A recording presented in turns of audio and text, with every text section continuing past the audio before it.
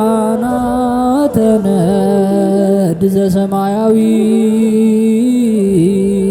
ማይፈድ በእንተ በግዑ እቀብዋ ነዛቲ ያዘድ።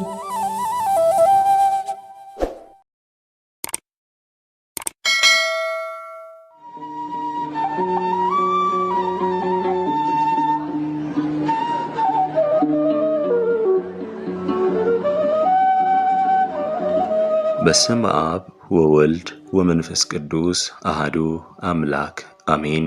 ኅዳር 11 የሚነበብ ስንክሳር። የእመቤታችን የቅድስት ድንግል ማርያም እናት የቅድስት ሐና መታሰቢያ።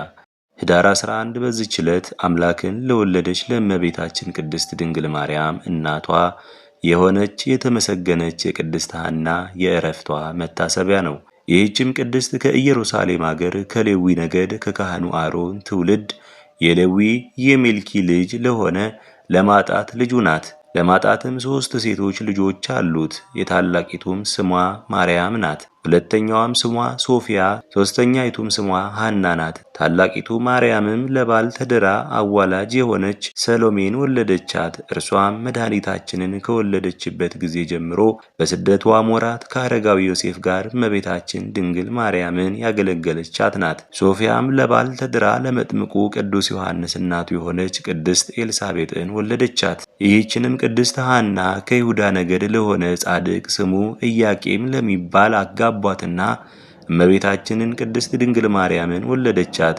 እኒህም ሰሎሜና ኤልሳቤጥ ለቅድስት ሐና የእህትማማች ልጆች ናቸው።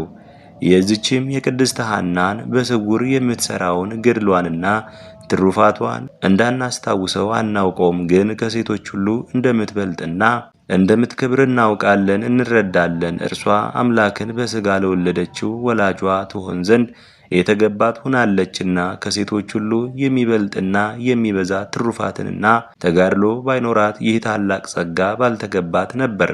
ይህችም ጻድቅት ሐና መካን በመሆኗ ልጅን ሲሰጣት ዘንድ ወደ እግዚአብሔር ዘወትር በጸሎት ትማልድ ነበር።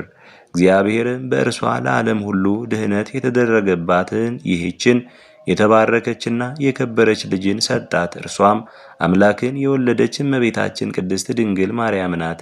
ስለዚህም ይህንን ታላቅ ጸጋ ስለሰጣት የበዓሏን መታሰቢያ በደስታ ልናከብር ይገባናል። ለእግዚአብሔር ምስጋና ይሁን፣ በጸሎቷ የሚገኝ በረከቷም ከእኛ ጋር ይሁን ለዘላለሙ አሜን።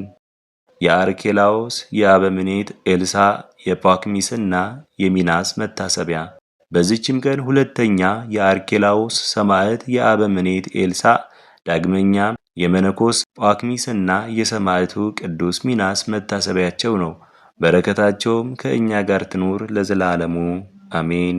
አስጀምሮ ላስፈጸመን ለልዑል እግዚአብሔር ክብር ምስጋና ይሁን መቼም መች ለዘላለሙ አሜን።